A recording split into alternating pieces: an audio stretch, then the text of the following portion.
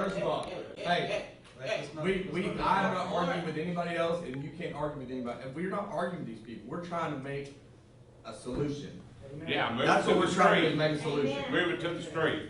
Steve, I'm going to ask you. Everybody got their own opinion, and it's fine. You already had went off on Tim a minute ago. You cussed him out. That's not coalition said. You said it's I heard you. That's fine, but don't talk to him like that. That was part of a heated exchange at this morning's Wichita Falls City Council meeting between Steve Jackson and his fellow city councilors. Good evening and thank you for joining us. I'm Zach Verdia in for Daryl Franklin. And I'm Lauren Linville. That exchange happened during public comment when Jackson was questioning a citizen who was making comments on the Circle Trail project. 3 hours after that incident during council, Jackson left the meeting before it was adjourned after giving his comments. Before Jackson left the meeting, he expressed concern that Mayor Steven Santillana's company sold rebar to a contractor that is working on the Circle Trail project. City Attorney Kenley Hegland said the city charter allows for the mayor to do subcontract work on city projects.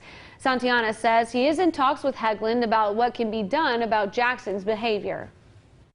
At no point am I going to allow councilors to yell at each other, curse at each other, curse at staff members, yell at other citizens, or walk out. If we start doing that, then we're going to start dismissing councilors for that meeting.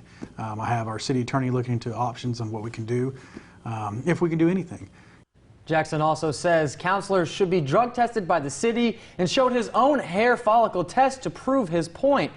The issue apparently dates back to 2019 when then Deputy City Manager Jim Doherty resigned after being accused of growing and selling marijuana. The city charter has provisions that allow for any qualified voter of the city to file for an affidavit for removal of a councilor. The council can discipline its own members, but they cannot remove any member except if one is convicted of a felony. Besides debate on the city council, residents who live on Lakeshore Drive 2 voiced their concerns over the project and their desire for the trail to run in front of their homes and not their backyards. Markeisha Jackson was at that meeting and joins us live now.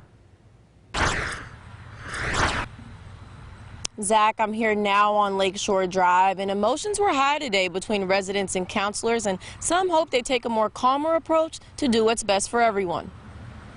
It was a packed house in the Wichita Falls City Council chambers as residents of Lakeshore Drive, like Judy Whittington, addressed concerns over the location of the next section of the Circle Trail. I'm very appreciative that the council gave us this opportunity to speak and to discuss the issues. The main concern of many in the neighborhood is that the final leg of the trail is set to be built behind houses and businesses along Lakeshore Drive. The residents' strong opposition to having the trail behind their homes caused tensions to fly amongst council members. A solution.